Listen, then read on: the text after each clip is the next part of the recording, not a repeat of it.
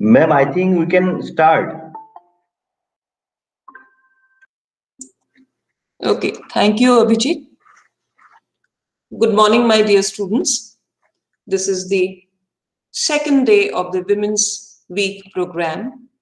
Yesterday, you all heard, it was a very interesting session with Nisha Bora, one of the social entrepreneurs who is making her name in Northeast Assam and nationally also.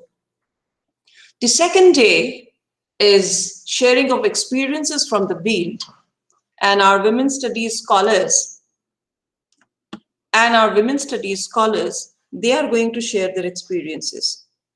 My dear students, all of us, we understand that one point of life, there will be some kind of experiment, there will be some kind of adventure that you're going to do. You need a sense of inquisitiveness, eagerness, and then in the field, you roam around asking questions, searching for solutions. This is what is exactly research that you do in social science. Now, this year, the UN theme that has been given is Women in Leadership. We're trying to link that, women in leadership and equal future in a COVID-19 world. Women in leadership.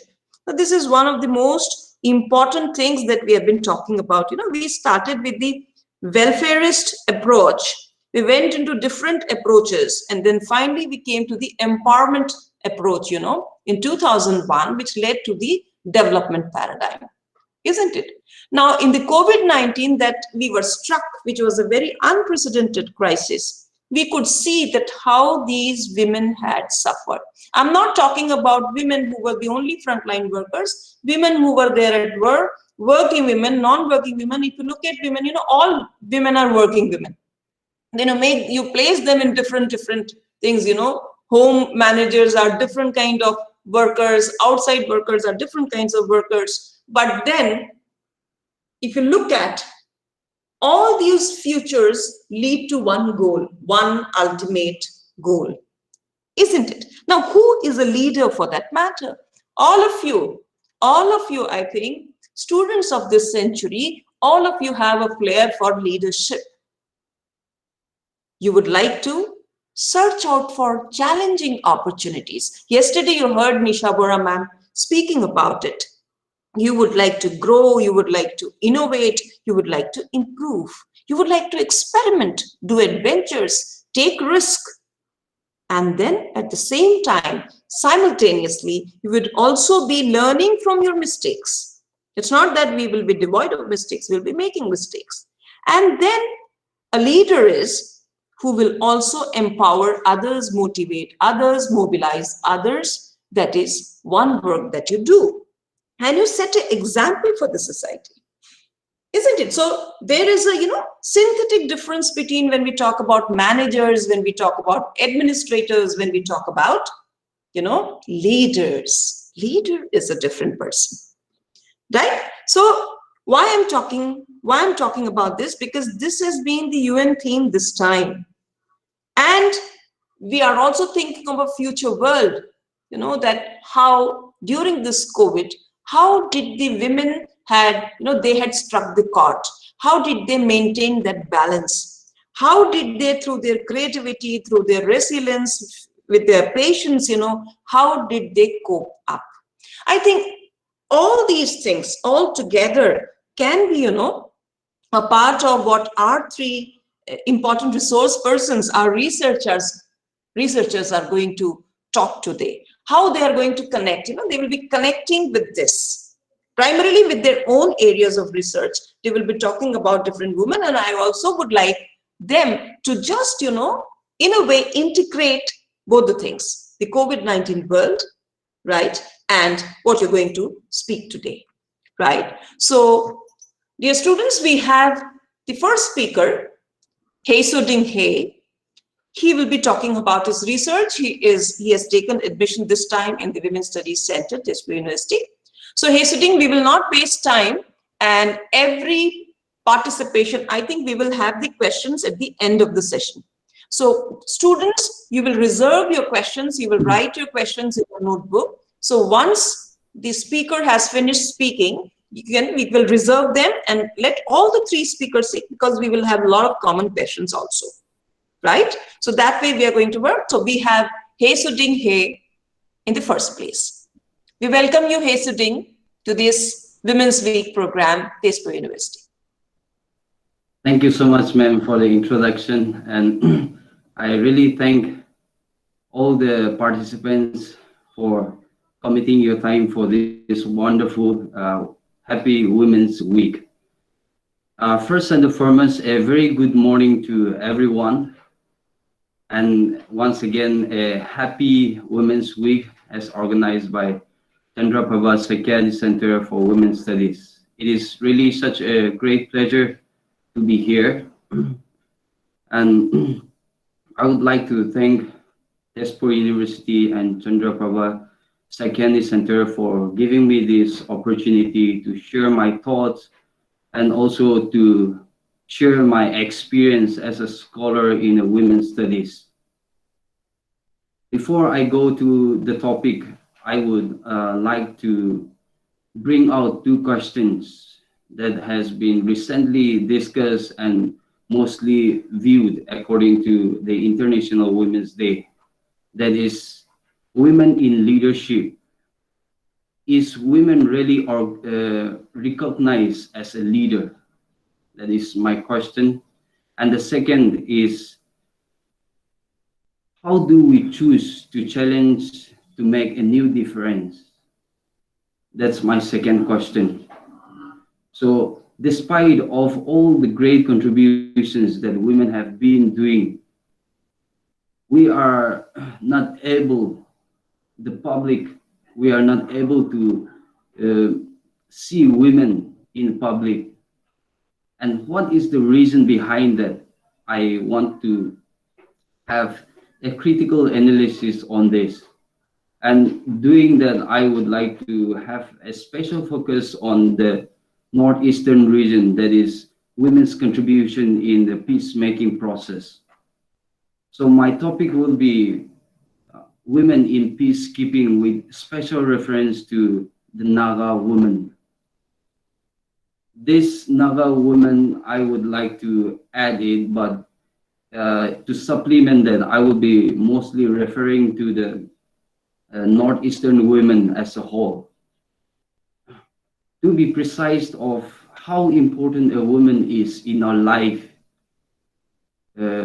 we can define an individual by an individual by realizing that how we came to this earth, how we came to be an individual.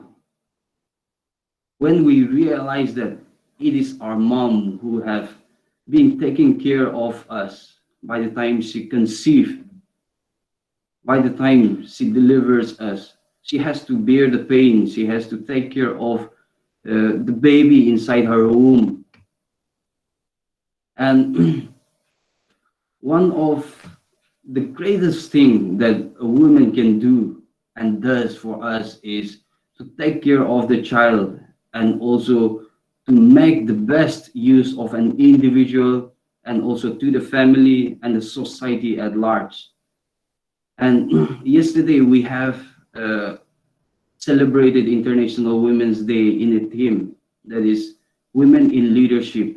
So in compliance to this, I would like to add that I can proudly say that women are by nature, and from the beginning of an individual's life, women have been a leader to each individual's life.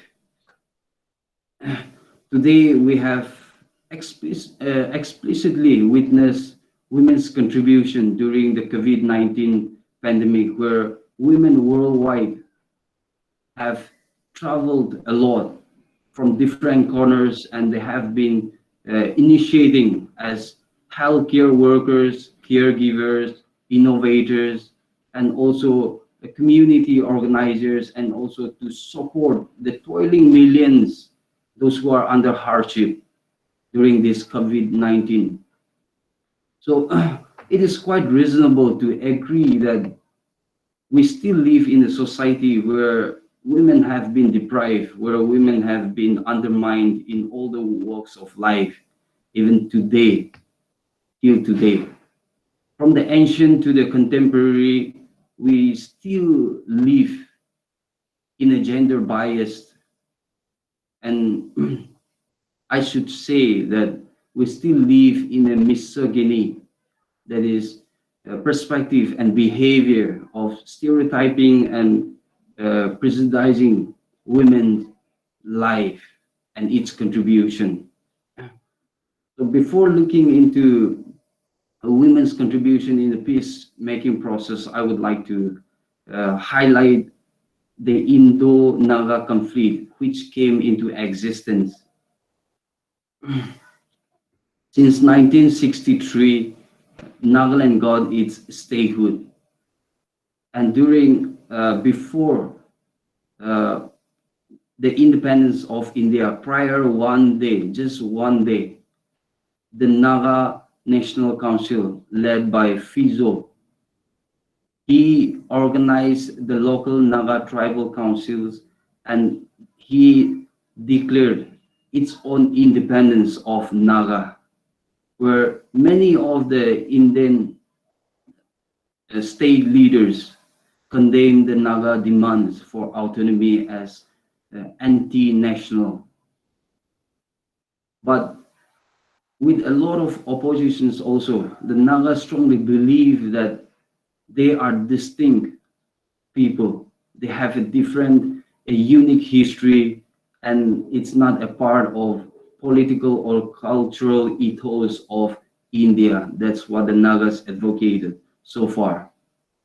And in compliance to that, the Indian government from 1950s onwards started to use both diplomatic and military strategies to end the Naga demands, where there were a lot of armed conflicts which incurred this armed confrontation and a lot of violence from 1950s onwards.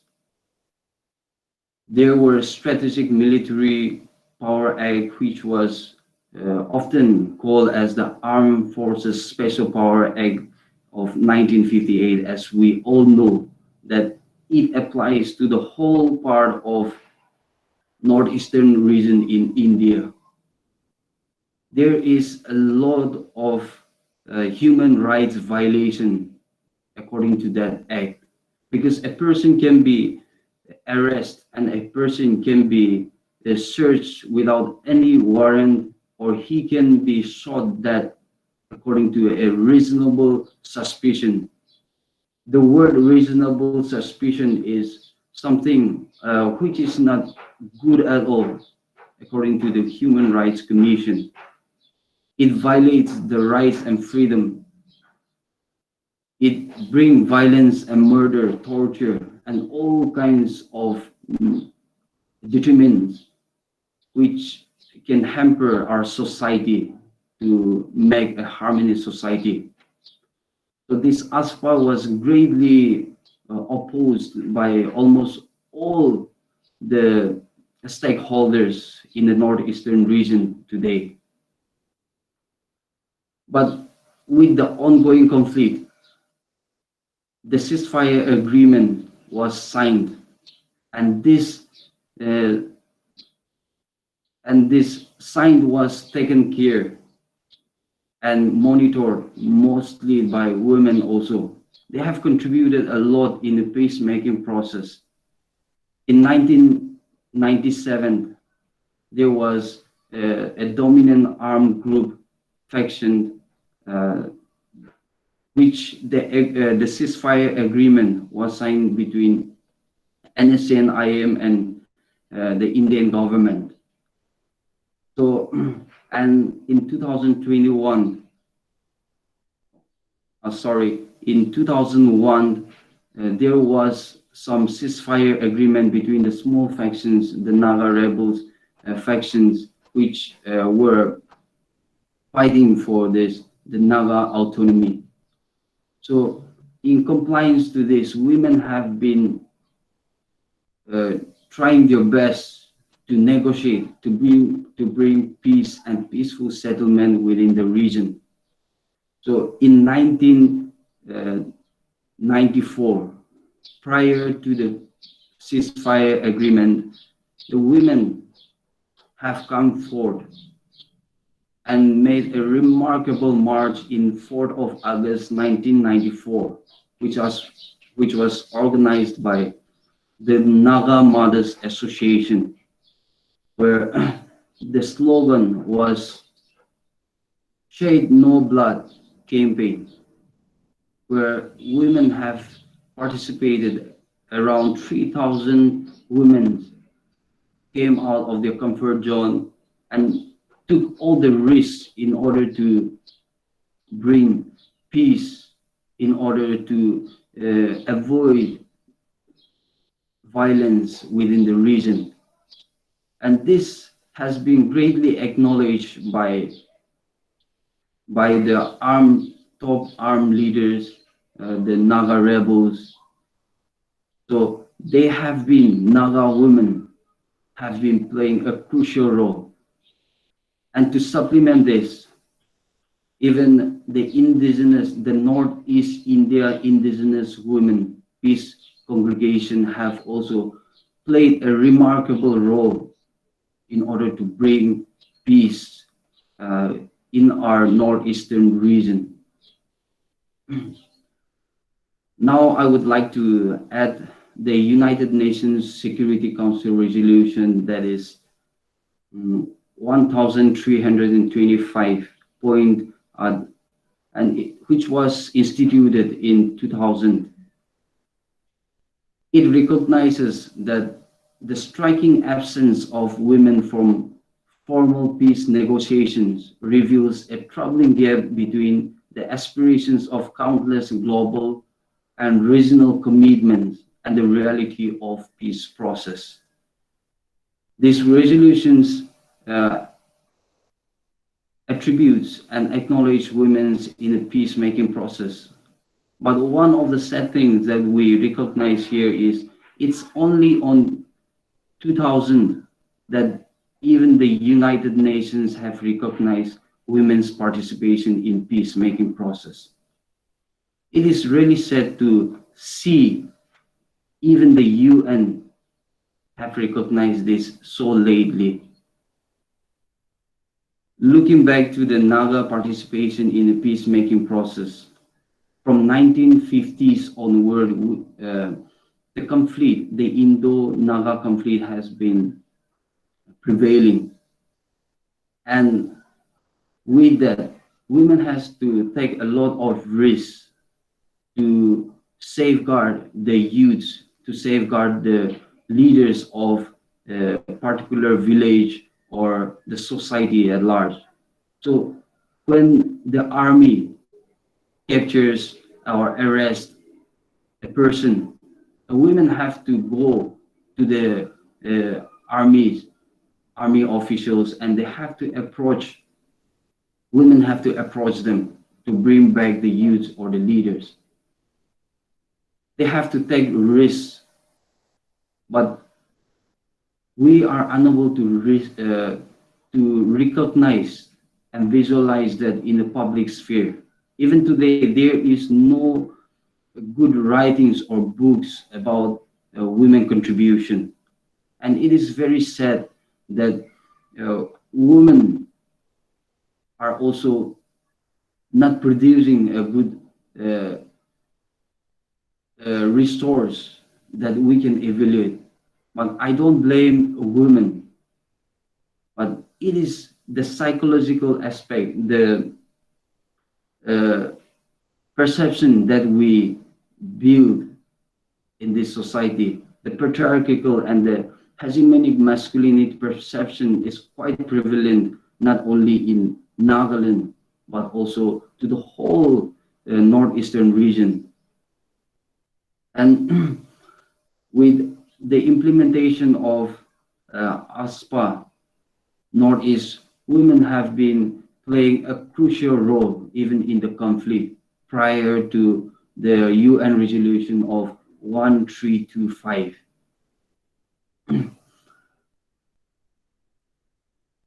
I would like to add the first Northeast India Women's Peace Congregation in Manipur, with an aim that the congregation is for women leaders across Northeast India to meet the strategies to develop a reasonable action plan on women, peace, and security with reference to United Nations Security Council Resolution 1325.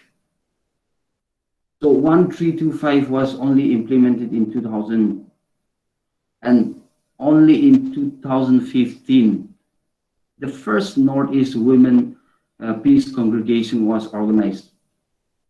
It was back 15 years, and we realized to organize only after 2015, only in 2015. It is really sad that we are unable to organize for a bigger approach to make a better and a prosperous society, to make women more inclusive even in the peacemaking process as well. There is a book written by Cynthia Inloy in her book, Bananas, Beaches, and Bases, where she mainly emphasized on making feminist sense of international politics. Cynthia Inloy, she questions in her book, like, where are the women? That's her question. And she made a brief illustrations of how women in different parts of the world, in terms of race, in terms of age and classes, contribute. And she advocated that we should involve our determination for genuine curiosity to take women's lives seriously in order to bring social change. Like Cynthia Inloy says, we have to remake it. We have to reconstruct the social aspect that dominates us, that is obviously the male-dominated perceptions in our society.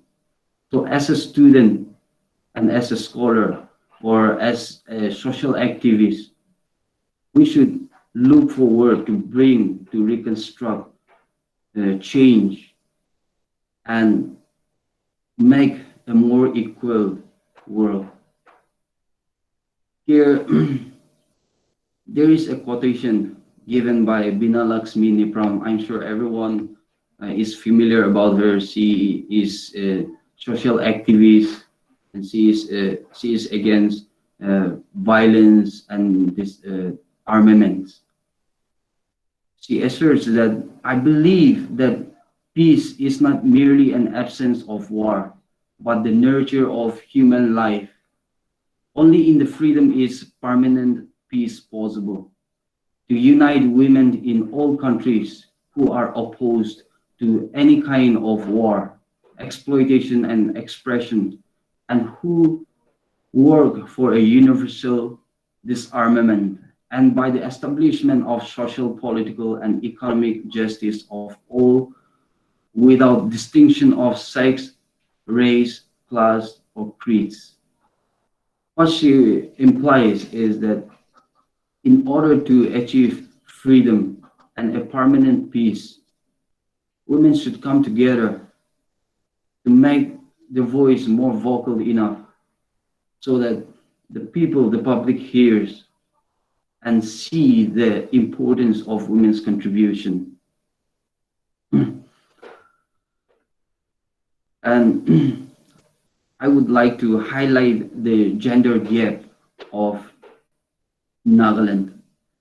The population of Nagaland in 2021 is estimated to be 2.3 million, out of which the sex ratio is, the female sex ratio is lesser than the male, and even the gender gap in literacy rate is 6.7 as according to 2011 census. And despite of this, the lesser in percentage, we haven't seen much women in even in a political sphere also. Since 1963, Nagaland got its statehood, but there is no women representative till today in the state legislative assembly. And what is the reason behind that? Is it because we live in a patriarchal or the customary laws that the male should be dominated? Or is it because women are not coming out,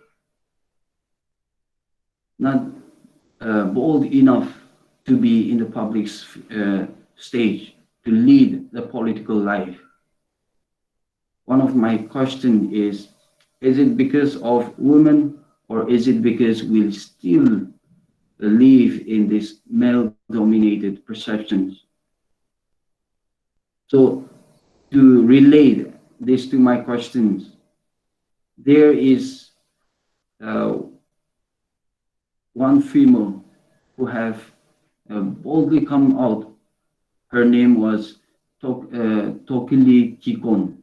In 2005, she contested a village chairperson, village council chairperson. And during that time, she was the only woman who participated and won this chair. And the comments that she gave during the interview was that men kept me discouraging from contesting. They say, how will you negotiate in a system that runs on muscle and money power? How will you, being a woman, go to jails, to army camps, to underground factions? So this was the questions that the male have given her.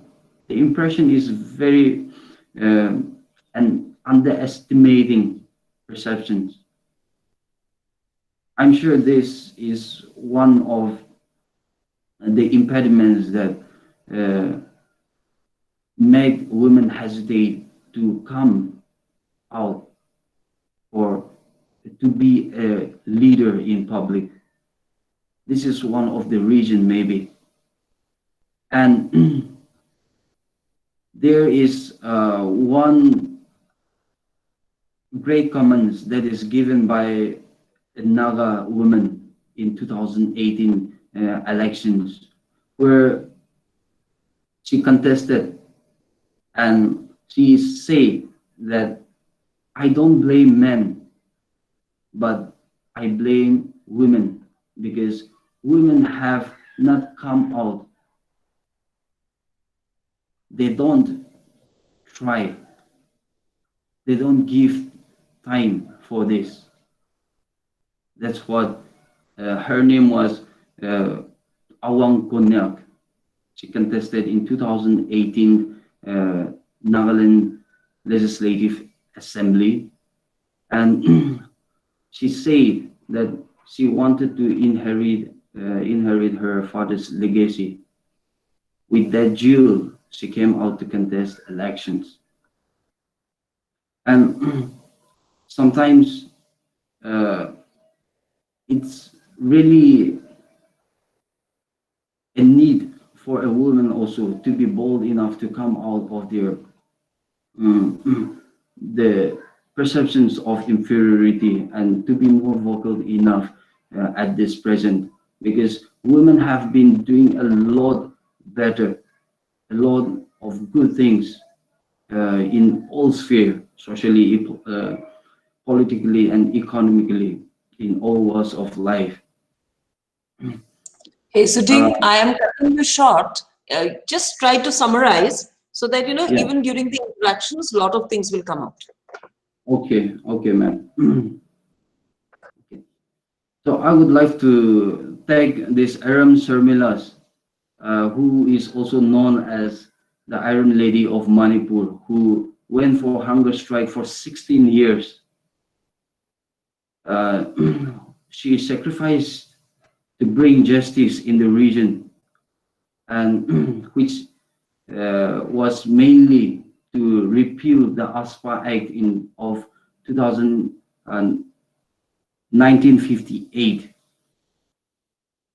And under this act, it applies to the seven states and grants security forces the power to search properties without a warrant and arrest people, and to use deadly force if there is a reasonable suspicion that a person is acting against the state.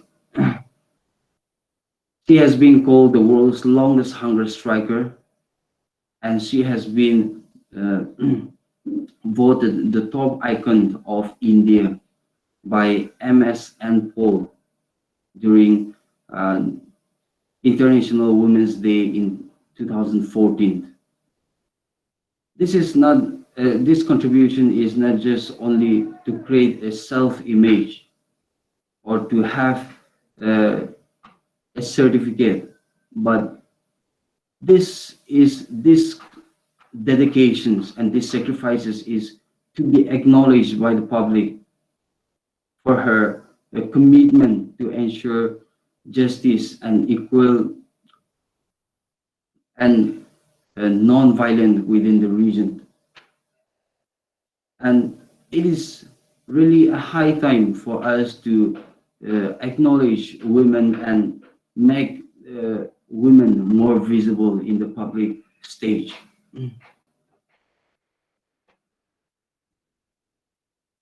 So when we try to look into women in top decision-making process in politically, especially in Nagaland, we don't see women, and we don't even hear and see men advocating publicly to give women a chance in the top level. So there was not a single woman representative in the Nagaland State Legislative Assembly, as I've mentioned before. But there is one who have been elected in the Lok Sabha, and she was the only representative who have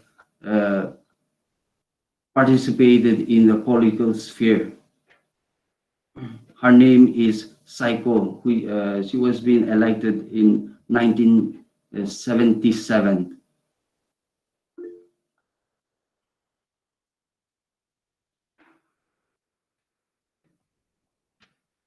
I would like to go to the third Northeast Indian Indigenous Women Peace Congregation, which took place in 2020.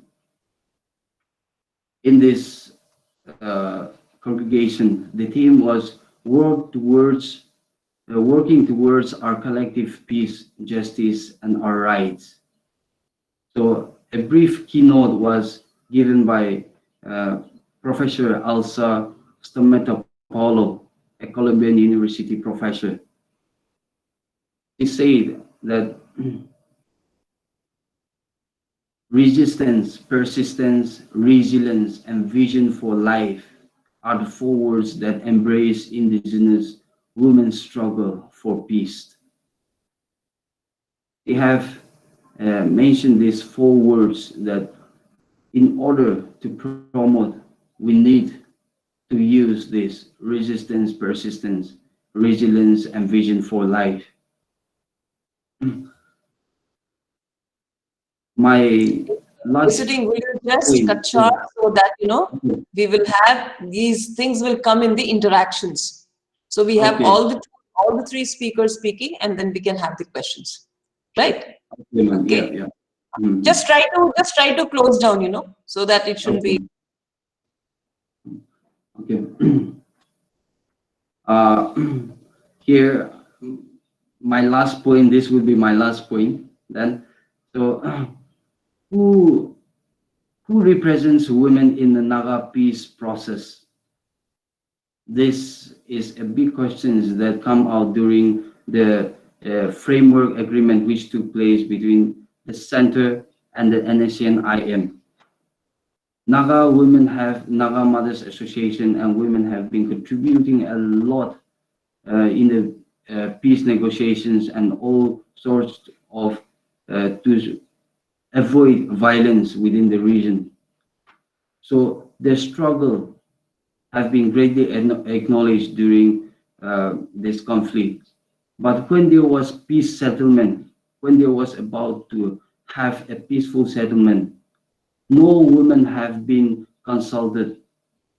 And there were more than 30 delegations when there was a photograph taken with our Honorable Prime Minister, Sri Narendra Modi. There was no women participants at that time, which took place in 2015. It was only the Mothers Association that have been praised, and no particular other women have been acknowledged. So my point today on this very talk would be, where are the women? Is women really considered as a leader when they have contributed a lot? So my answer to this would be, how do we choose to challenge?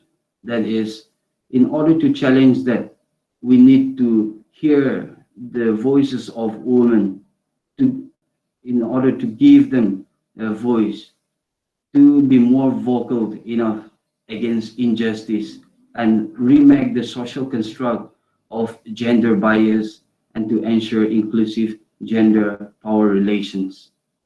That's all I'd like to say. Thank you.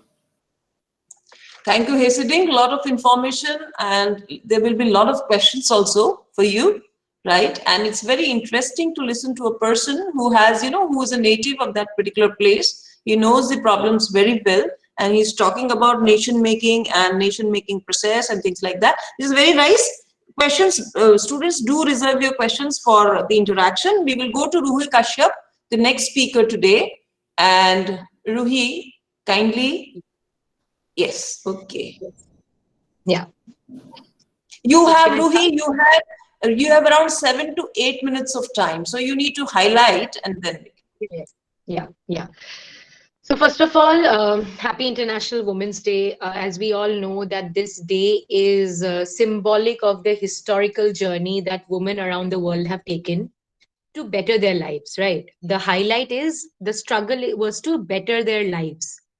Now it comes right now, it comes as a reminder that while a lot has been achieved, the journey is long and a lot more needs to be achieved. So regarding this, I want to highlight and I want to very briefly give a description of what this day, the history of this day basically. So when I was reading, I had I could recognize around 5 years, namely 1908, 1909, 1910, 1911, and then 1917, which shapes what we have today. The day that we are celebrating right now is actually that. Okay, so 1908 is important because on this particular year, around 15,000 women marched through the streets of New York, demanding better pay and voting rights. A year next to that, 1909, the Socialist Party of America designated this day in honor of the garment workers' strike in New York. Okay, so 1910, Clara Zetkin, we all know Clara Zetkin, who was a German socialist.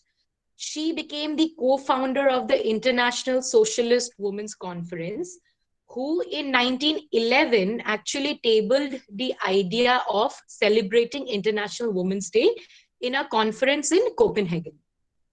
1911, the year when this day was actually formulated, this day was mainly celebrated in the European countries, where women actually took out processions and rallies to celebrate this particular day.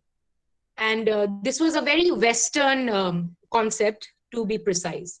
But on 8th of March, 1917, which I feel is an extremely important event, what happened is women textile workers in St. Petersburg took to the streets to demand for equal pay. And this particular journey is actually what it took shape into what we know as the Russian Revolution today. Okay, so this was about the history of how. So basically, my point here is that the celebration of Women's Day is actually concerned with the labor movement. It is the labor movement. It is about the workers, the female women workers who actually demanded better pay, better lifestyle, equal pay, and equal rights for themselves. That is why we celebrate this day. That is my point. Okay, so now when we talk about, since UN's theme for this year is leadership, I want to actually talk about work. I want to talk about what work is. What work is from a feminist lens, what work means to us as students of women studies. Now, it is very important to define work, and Bibhuti Patel, in her book Economics of Gender and Development, has defined work as participation, which can be physical or mental in nature, with or without receiving any kind of compensation in cash or in kind. So, going by this definition, I believe that any person who is engaged in work must be recognized as a worker. Okay. So now the next point is that it is very important for us to recognize and value not only the economic contribution of women, but also the social contribution that women make, especially in countries like India, where most of the women are managing the household. They are managing the care economy. So care economy is a very important term. Care economy is a feminist economic theory which highlights the importance of the caregiving nature of women. The women who run the household, the women who take care of the children and the elderly and all the other people in the household, her work is not recognized because she is not paid.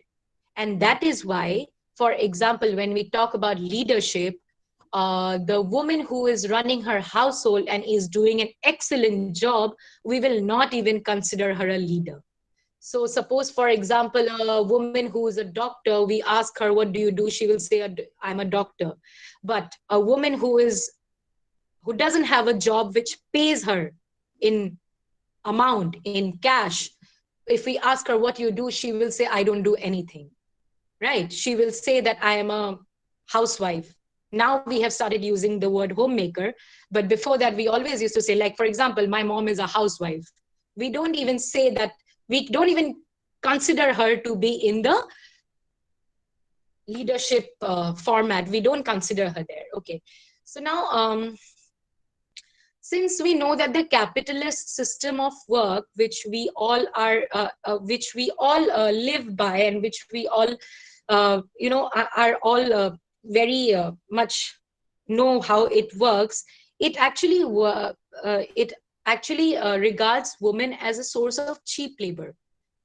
Whenever, so in history also, in like World War I, World War II, when women actually, during the war, when men were out fighting, women were allowed to work. But the minute the men returned, women also returned to their house. So they were always considered cheap labor. Tiplu Nongri, in her book Gender, Matrilineal and Entrepreneurship, she talks about the Khasis of Northeast India, and she talks about the double burden that the Khasi woman in particular here goes through, because the Khasi woman has this burden of working out, managing her own business, and also taking care of the household. She talks about the double burden that this woman faces every time that she is involved in the economy, be it the care economy or be it the economy which actually gives her some kind of a remuneration, cash or kind. Yeah. So going by this, since I have defined work, my third thing is from my field experience. As students of women's studies, and also because this is the time of COVID, and we have not gone to the field. So I think I am very privileged to be in this discipline, because this discipline allows us to be sensitive to our surroundings. It allows us to recognize people that we see and meet every day and recognize their struggle. So I have actually interviewed for this particular talk. I have interviewed this woman. I have interviewed this woman who runs a tea stall right opposite to my house. She is, her name is Julie Kolita. She's 38 years old. She's married. She has 3 kids. And she completely supports her family on her own. Her husband is an alcoholic. He doesn't work. And she actually manages a tea stall and runs the entire family, and gives care and gives education to her children. So while speaking to, actually, I have always been intrigued with her. I haven't spoken to her a lot, but I keep looking at her and I keep seeing that, yeah, this is how a leader should be. She doesn't, she doesn't want any recognition from any one of us. She just wants her children to do well in life. She told me in the interview that she was married when she was 16. She had no idea what marriage was. She just thought that she's going to look good and everyone is going to look at her. That was her joy in life. And when I asked her if she wants the same for her daughter, she said, no way. I don't want her to get married. I want her to work. And I want her to lead a good life. So then I asked her, what is good life to you? Does it mean that she needs to be married to a very rich guy and have financial security? She said, no, I don't want her to marry a rich guy. I want her to earn her own money, because I have recognized that that is very important.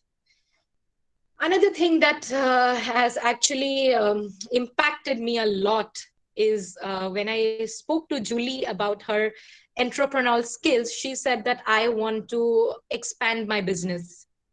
I want to expand my tea stall. And I asked her, how do you plan to do it? Because what I can figure out is that she has no support from her family or her in-laws. In fact, they're quite the opposite. They don't, they are dependent on her money, but at the same time, they don't recognize her work. They don't want to give her that recognition that she is helping us run this household. So she told me that she is planning to take up a loan from Northeast Finance Bank. And I said, did you talk to them? And she's like, yeah, I'm in talk with the manager, who is saying that I have to pay 15% of interest and the loan amount is 35,000. So she's going to take 35,000 and pay 15,000, and she is planning to return this money in like 2 years. So yeah, so that is how a leader from leader from the bottom, like, in fact, yesterday's lecture was also very eye-opening, because we spoke to Nisha Bora ma'am, who, who is a leader in her own. And I immediately compared her with Julie Kolita, who is also a leader on her own. Their roles are different. Nisha Bora may be recognized and we invite her for talks. Julie Kolita is, is marginalized in her own home, saying that, how dare you work? So now I'm going to share a picture. I hope I can do it. Just a minute. I am going to, no.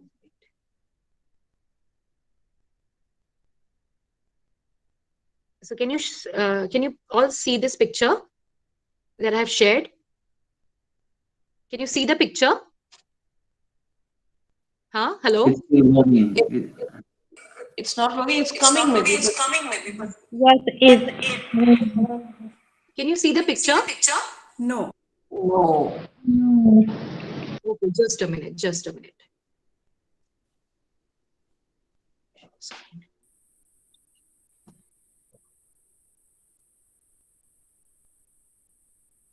Can you see it now? Yes. Yes. Yes. Okay, so everybody, the picture below is Julie Kolita. The I am picture is really, gone. I'm kind of obsessed with her. I'm sorry if my obsession is boring you, all of you. No, it's perfectly all right, but we are not getting the picture. It came and it went. It went? Yes, the picture is no more there. Okay, let me do it again. Just a minute. Can you see it now? Is it there now? Yes, yes, yes. She is standing in front of her shop. Yes, that's a shop. Okay. That's a shop. So I have, if you see the picture, there are two parts of it. In the first picture is this jewelry brand, which is giving 15% off on its making charges, especially for Women's Day. And below it is our Julie Kolita, who is standing there, who is happily posing for me for a picture. Now, why I want to highlight these two pictures together is because how capitalism works. I want to highlight how capitalism works. So this jewelry brand and all the other brands, if you go to a mall on Women's Day, you get so many discounts on clothes and makeup and whatnot. You can like, it's a very profitable deal if you go shopping on this particular day.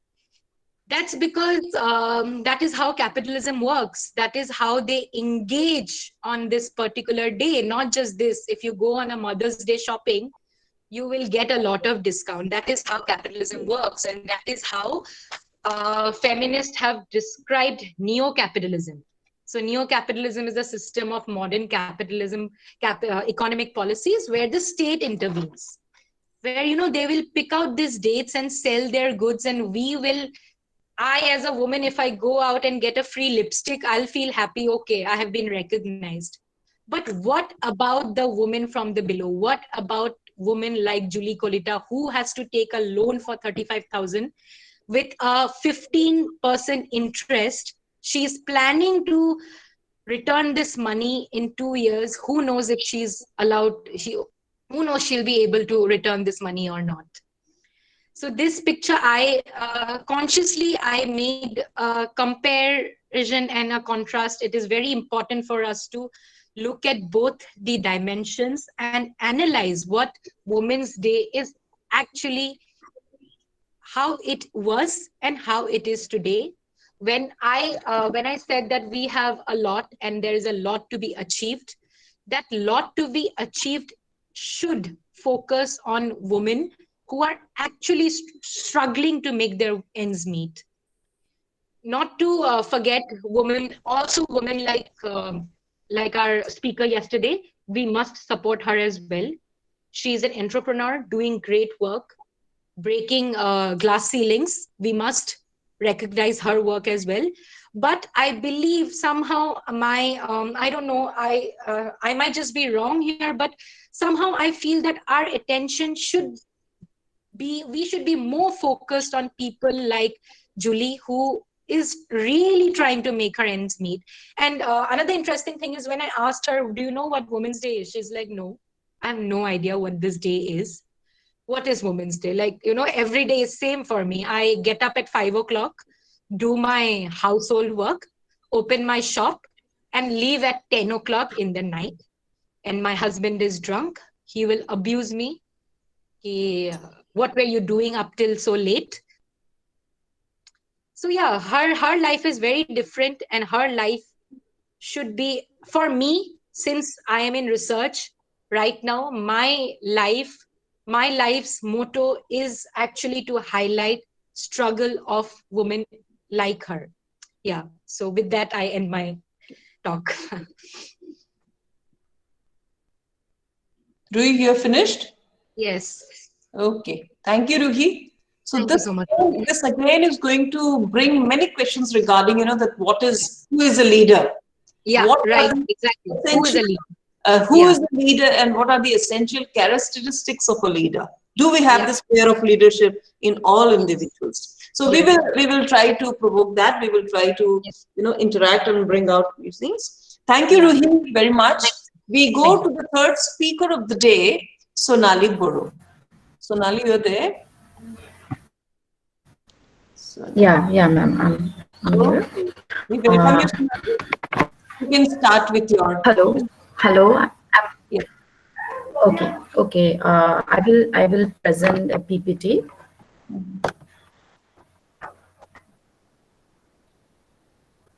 Yes, now we can see.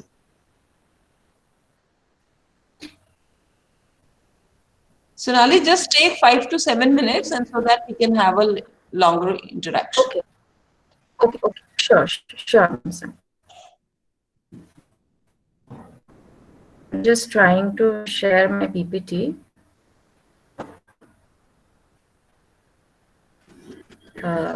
First of all, I wish you everyone who present here. I would like to wish a very meaningful International Women's Day. First of all, I would like to share my few experiences working in the field. Since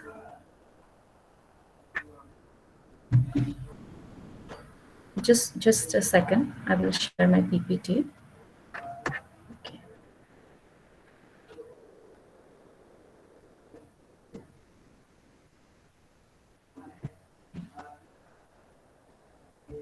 So is it visible to all?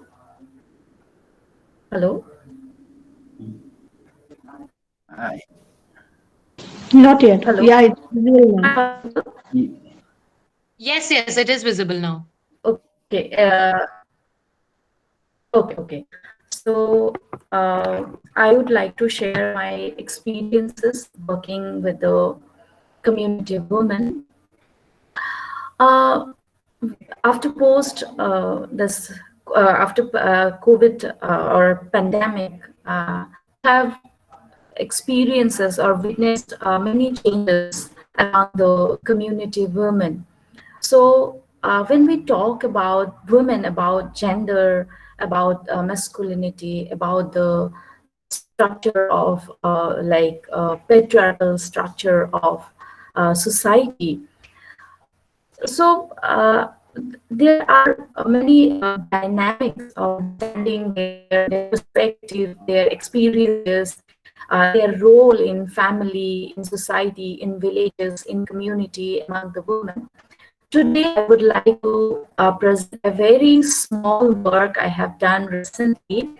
Topic of my this work is International Women's Day. Who, what, how? Choose to challenge. So, going to the next slide. Is it visible to all? Hello? Yes, it's visible. Am I audible? Yes, Yes. you're audible. Yeah. Second slide.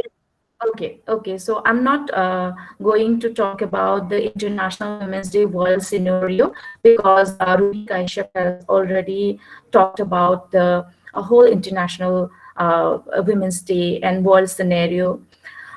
When we focused in women's movement in India, we have seen that there is no such particular movement which is concentrated only in women's rights, but parallelly with the reformist movement or a movement for reformation and independent struggle, we have seen the existence of women who are struggling for the rights, for their voting rights, for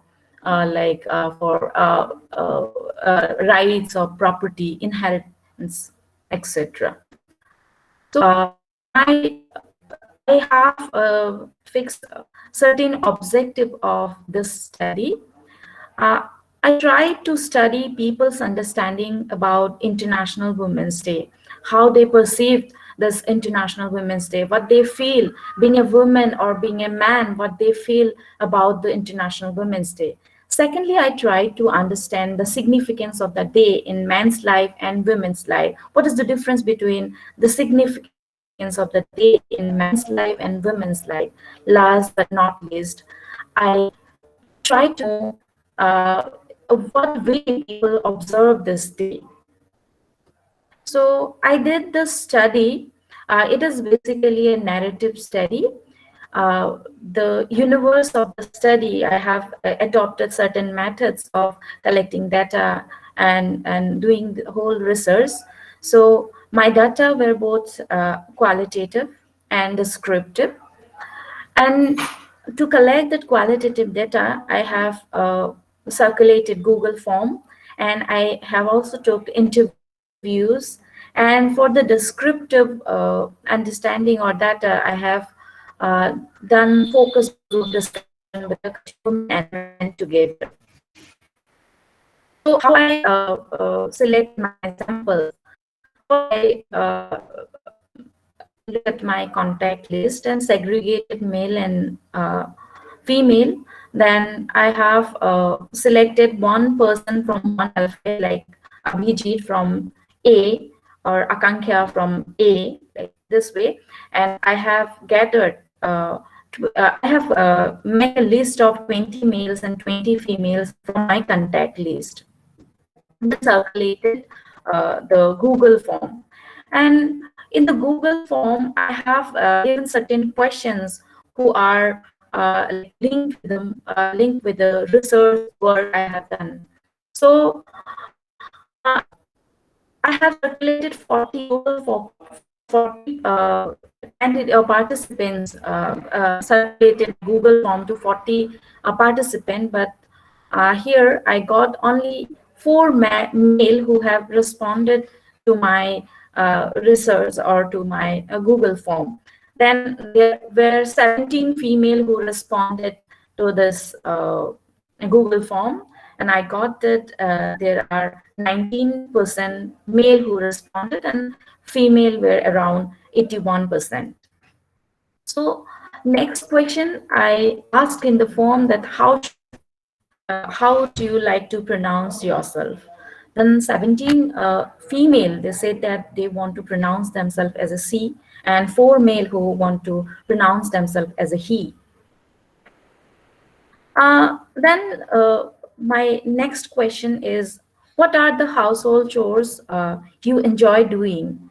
So in this graph, I have seen that cooking, most of the participants enjoy cooking.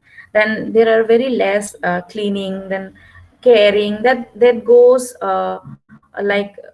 in a down line. Or when I ask about like relationship status and they want to disclose it or they don't want to disclose it, and how many are single, married, engaged, then I got that 10 are single, 4 are married, 3 engaged, 1 in open relationship, and 3 others don't want to disclose about their relationship status. Next question I have asked, which is the important point of this presentation or this research work. I asked all the participants, 21 participants, have you heard about International Women's Day? Then 100% responded that they didn't know what is International Day. Secondly, I asked what is the most focus area of their life. Then 2 responded their focus is education, 2 responded careers, their focus, then 2 responded for health is their focus. Then 15th has responded that career, health, education, both are their focus in life. Then this is also a very important question of this presentation. I asked that, do you feel empowered? Then 14% 14 respondents says that they feel empowered, and 2 they say that they don't feel empowered, and 6 don't know they are empowered or not. In the next question, I asked in which way they feel empowered. 8 responded they feel economically empowered. 4 they responded emotionally they are empowered.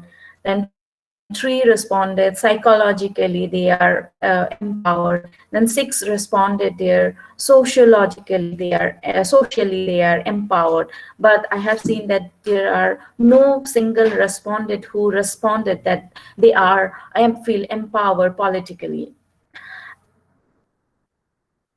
And then I asked, do you feel confident? Then 10 responded, yes, of course. 1 responded, not at all. Then 0 responded, they don't know. And 10 responded that the confidence is depend on the situation. Then the last part of question of the Google form is what challenges you are experiencing at present. Like 11 respondents said that they are facing challenges in career. 3 responded they are facing challenges in family. 1 responded they are facing in livelihood, and 2 are like relationship insecurity. 2 they are responded they are challenging health wise, and 6 are others which are we don't know what are the exact challenges. Then I ask why International Women's Day is celebrated. Like 5% have said that we should celebrate this Women's Day for equality, attainment of equality. 19% respondents said that it should be celebrated to eliminate discrimination.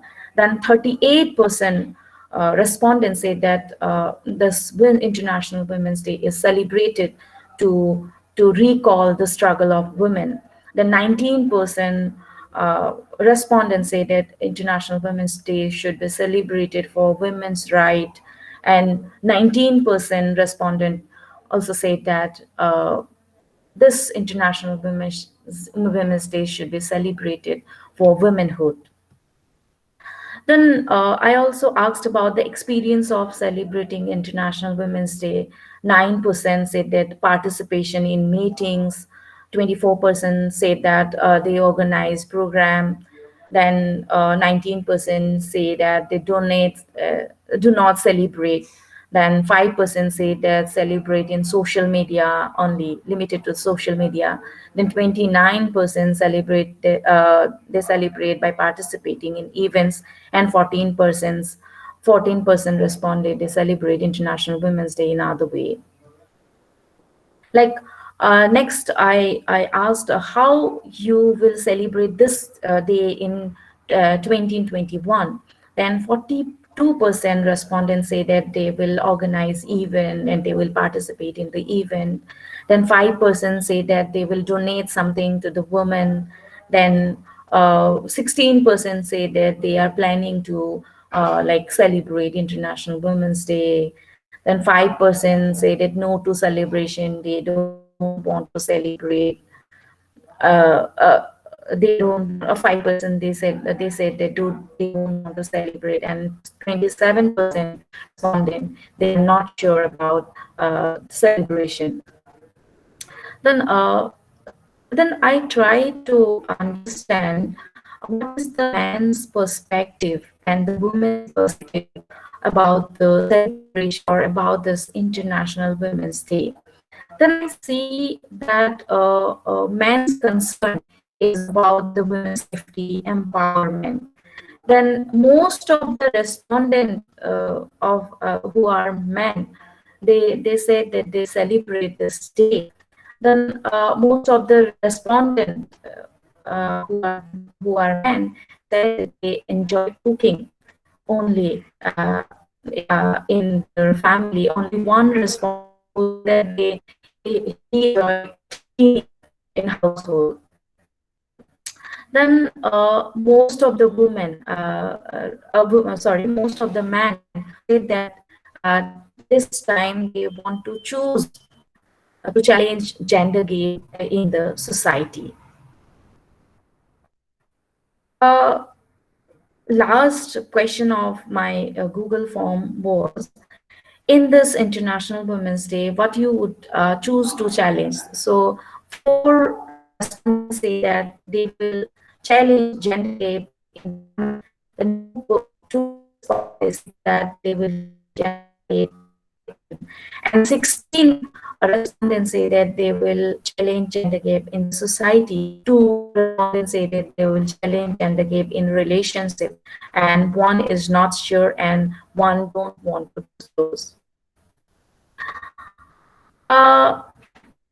Here I'm stop sharing my presentation, and I will elaborate very few points regarding Women's Day celebration among the community women, among the rural women. Rural women, most of the rural women, they don't know about the history of celebrating International Women's Day. They don't know about the the government labor struggle in the United States. They don't know about the movement in Australia and other places of the world. But they know that International Women's Day, 8th March, is a day for themselves, and they come out of their home, they come out of their societal structure, and they come out of their all the responsibilities and celebrate. They enjoy that day. They share their feelings. They play with the other fellow women. They talk, they dance, they enjoy whole day. So I have seen that when we talk about the celebration, the rural women, they celebrate this day like the 8th March belong to them. They feel that this 8th March is belong to them.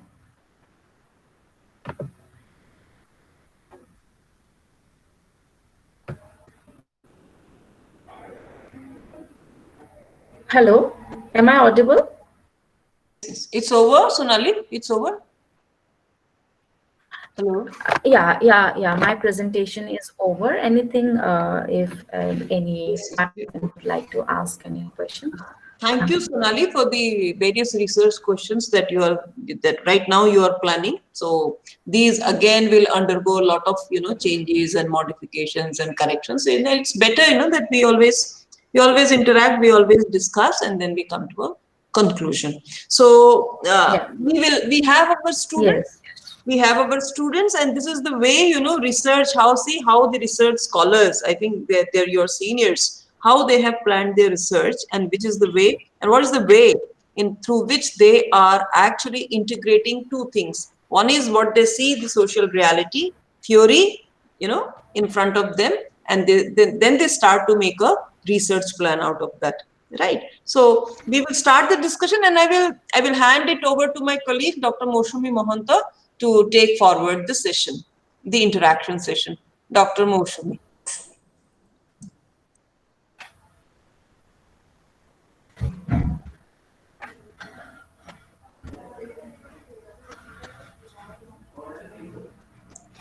Moushumi, you have to unmute. Oh, yeah. Yeah. Now can you hear me? Now it's clear. Yeah. So, yeah, again, good morning to everyone. This is the three presentators of today's, they have given the nice presentations from their initial, I think, understandings of the field reality.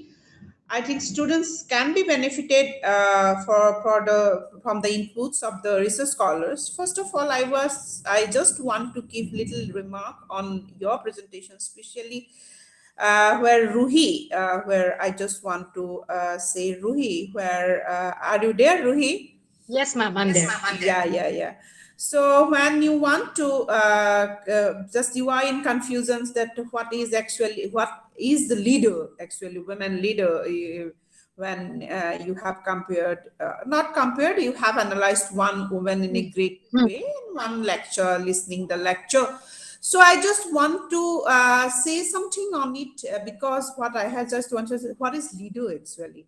Okay, so we actually, when in our lifetimes, when we go here and then, we meet several people, we actually meet several women, grassroots women, who are struggling for their life.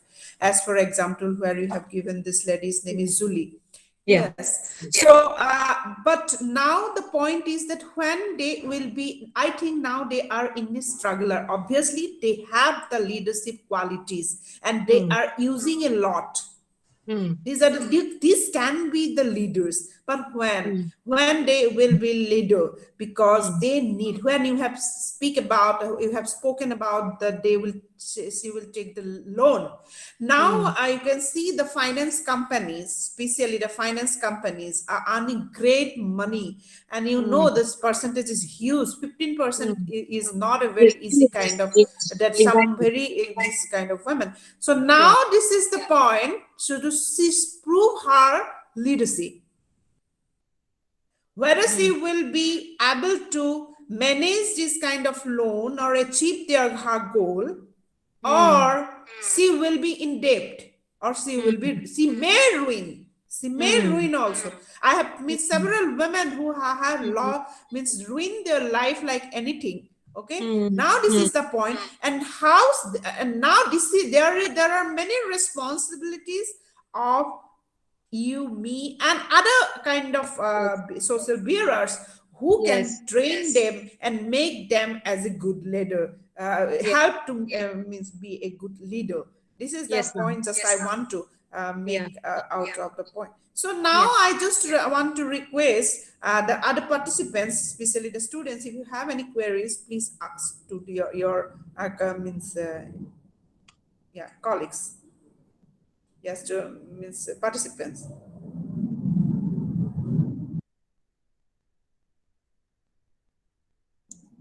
Moushumi, let me just have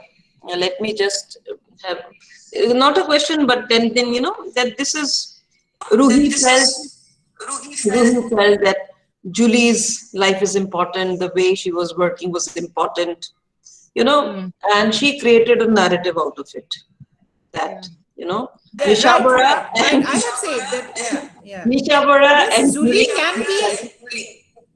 Nishabara Julie can be a very great leader, and she may be more great leader, but she needs little bit of training, support, and many things to be a leader. Okay. Yes. But then, very interestingly, what Ruhi was saying was, you know, that she's a silent worker. She's working very silently. She's not bothered about what's going in and around. You know, even your question of your answer of what's a Women's International Day. None of us are actually really bothered, but it's an institutional kind of a thing where you are bound to celebrate, and then you get into the process. You know, we ourselves inside also, we know that there is nothing very happy to be about it. But you see, this, she achieving small wins. She's achieving very little, but she is continuing. And this is a kind of a value which she has shared with her daughter also. Now, with whatever answers that you were giving to her, she would not get her daughter married. She would not do this. She should make her work. See, consistent progress that you see out of this. Small wins that promote consistent progress is really something very important. And I think slowly we also need to change our, ways of looking at these stories. Yeah. So I'll just say something. Like when we talk about a leader, like especially a woman leader, we talk about breaking the glass ceiling, right? That is the most important thing, that you have to break the glass ceiling, surpass all the men and reach there, right? So someone like Julie doesn't have any intention to do that. She has no intention to break any glass ceiling. She just wants to earn enough so that she can support her family. She can support her children and send them to school. That is her only objective. So for her, it's a very different thing. That's what I believe. Then for someone like us who wants to get a job, who wants to do this, do that, she doesn't want any of it. She just wants to survive. That's all. She's on a survival mode. That's what I felt. Yes. You're right, Juhi. Ruhi, I know it, but I have seen many women but who had to leave their dream because doesn't get the proper training on some of the matters, such as some type of input, some training is little bit required to these women to be, as for example, how to manage the loan. Yeah, exactly. It's very important. It is very important. Otherwise, it's very much problematic for her kind of this much of aims and objectives to fulfill this much of aims and objectives. Yeah, what she I had know. kept in front of her. Yeah, Okay. I know. Yeah. Yeah, right. Yeah. Yeah. Please, other participants, any observation? Not necessarily everything should be questioned, but any observation from your side?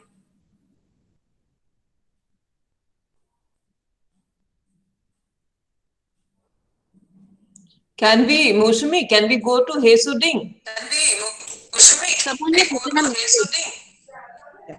Yeah, someone has written something. Okay, Mushmi, you read. Yeah, it is for all. Yeah, good morning. Some as Ruksita Goswami, she had written, like Julie, there are many marginalized women who are unaware of the concept of Women's Day. Is it safe to say that in some sense that then that Women's Day is capitalist and elitist concept which is available and can be enjoyed only by the privileged class? And if it is so, in what ways we can spread awareness and make the day more right? Ruksita, you are completely right. Anybody Very wants correct. to answer a question? And thanks for building this, insight. Yeah. Ma'am, can I respond? Yes. Yeah. Yeah. So, yeah, I think this is very important. It is exactly like I would compare this to Mother's Day actually. So Mother's Day, if you say Mother's Day, we might just not treat her right at home, but we will still get her flowers and card because that's a capitalist thing, no? Some organization is capitalizing on that particular day, but at the same time, we will not recognize the reproductive role as work, right? We don't recognize this reproductive labor that women do. We don't recognize it as work. We just recognize it as a part of, and at the same time, women who cannot reproduce, we kind of neglect them as well. So it's the same way, like capitalism has actually taken over certain processes, and that's, I think Women's Day should actually, for us, at least for people who recognize it, we should move away from those systems and work at the grassroots. That is how it should be.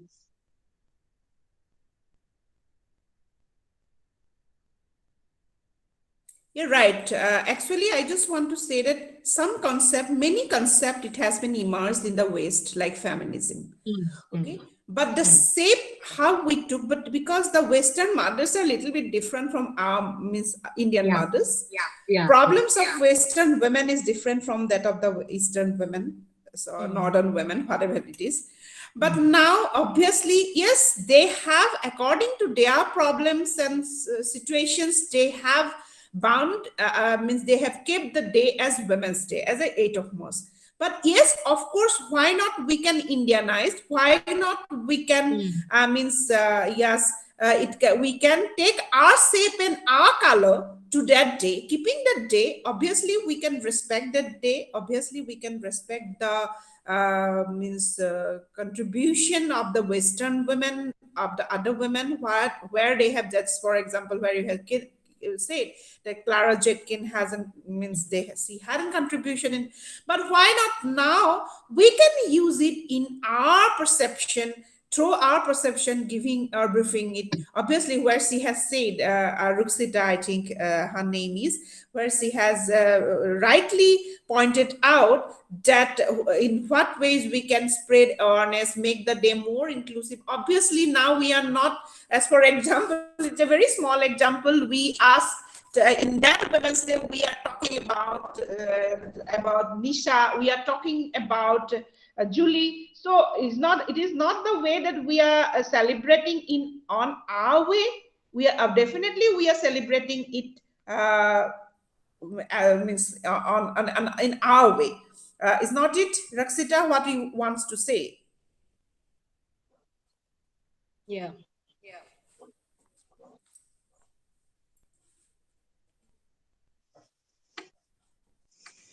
I think let's go to the other. Yeah. Yes, ma'am. Thank you. Yeah, Ruksita. Yeah. So any other Queries? Let's go to Hesuding. Yes. Hesuding, a very nice presentation. I don't know whether you are going to make this your PhD final topic or it's still a tentative kind of a thing. But it's very nicely structured. You know, you have structured your presentation well, and with many things. And this provokes, you know, many questions. We are not going through all the questions. One of the things that we have been knowing Nagaland, or this region of Nagaland, is through the Naga Mothers Association. Yes. It's very important. You know, when we talk in women's studies, you know, about the Naga Mothers Association and their role in nation making. Now, this is very important, that how do you see these women who are in these, what do you call, your Naga Mothers Association, or the women Naga Hohos? You know, there were men Hohos, and suddenly then we had women Hohos also, isn't it? And what was the success rate of the women Hohos also is a big question out there. But Hesuding, since you are from that particular place and you do some kind of activism also, can you just tell us, do you think that Naga Mothers Association is an association of a selected few women of Nagaland? I mean, I'm not very sure, but is it a group which represents only one class? I mean, the elitist class. I would like to. Thank you, ma'am, for the question. And I'm sure, like you said, the representative of Mothers Association is also something, when we look at it, there is, the leaders are educated. They are well aware of the situations, of what is happening, and then being a leader, what we actually perceive nowadays is he or she should be an educated woman. He or she, he should be an educated person. That's what we perceive about the leadership quality these days. So what we see today is, we can see that the representative are quite educated, and then they represent the voices of the Mothers Association.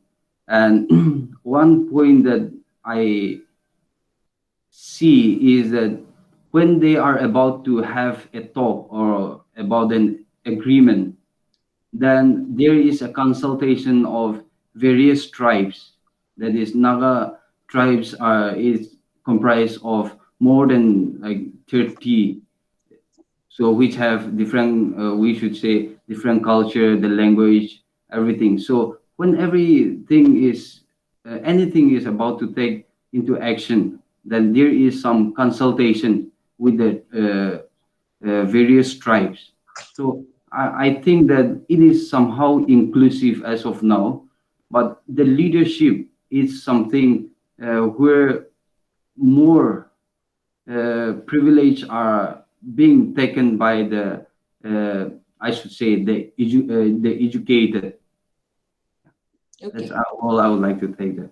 Okay. And what I also would like to know regarding do you think the cultural practices that most of our ethnic groups had, you know, they had these cultural practices, which is a part of their culture, white culture. So do you think that these cultural practices also were a kind of a hindrance to their, you know, becoming representatives, or their becoming, you know, participation in politics?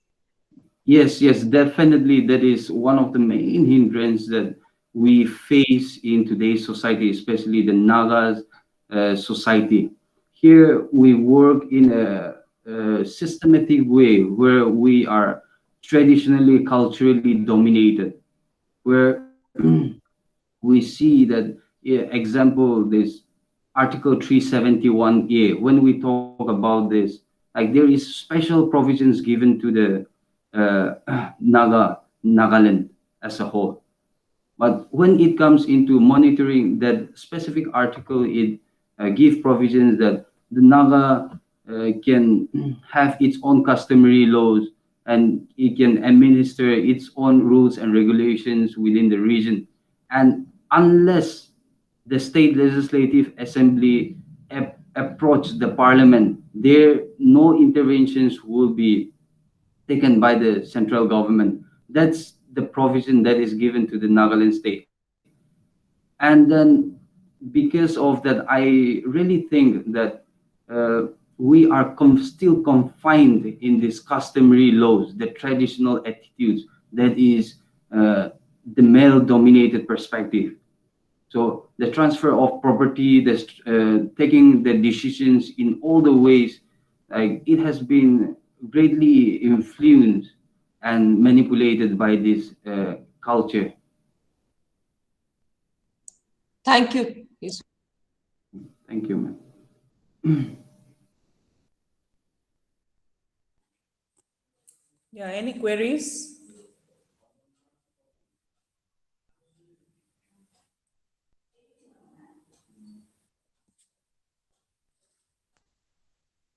If not for me, we can go to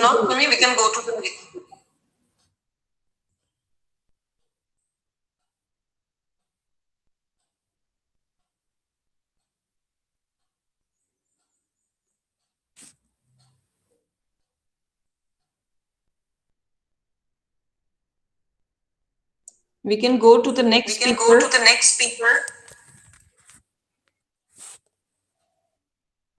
Yeah.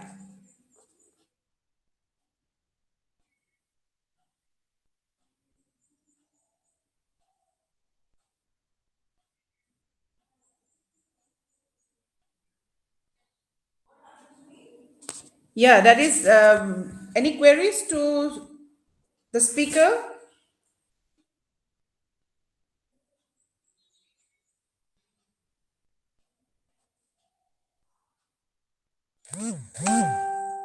Okay, I think there are no any queries to Sonali. I just want to just ask one query to Sonali, that can you give me a little bit that to what group of people, means age group or something like that, you have distributed with your questionnaire? Okay. Okay. So my sample size is around 40. The age group is between uh, 19 to 45. Okay. And any economic or something And like that, or education in that way, you have chosen this group?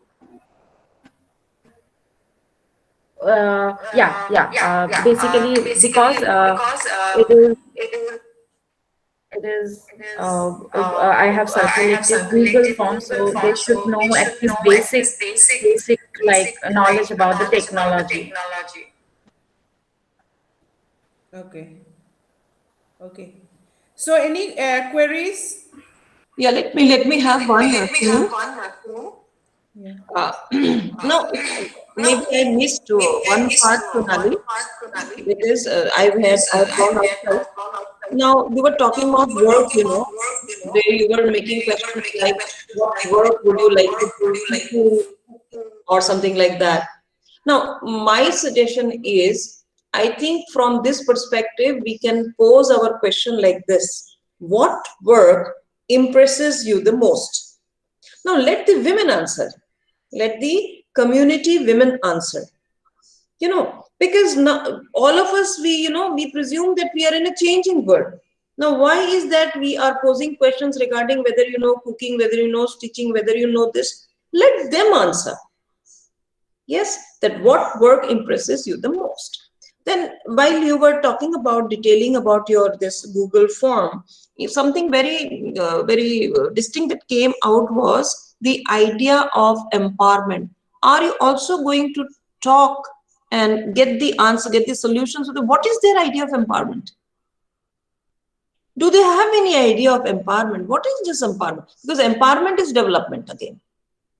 Because we would like to see this community women, whether it's Julie or whether it's Nisha Bora, whether it's our community women, we would try to bring them into this development paradigm. Right? So Do they have these notions? Because each one of them we would like to see them as leaders of tomorrow, isn't it? So what is that? So they may not understand our empowerment, our so-called empowerment, but then how is that they see this progress? How is that they measure this progress? I think, Sonali, if you use this, I think this will be enough, and this will be good also. Your perspective will change, right? Thank you so much. Thank you so much. Thank you, Sumi. Thank you. Thank you, ma'am. So now we can, I think, go to the end of the program. Dr. Ivy Gawari, Yeah. vote of thanks.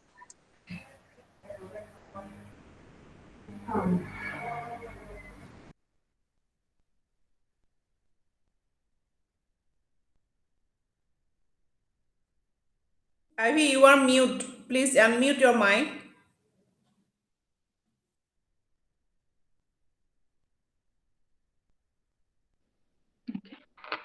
So it is good afternoon now. We have come to the end of today's program. So first of all, I thank all our today's speakers, Hesudin, Ruhi and Sonali.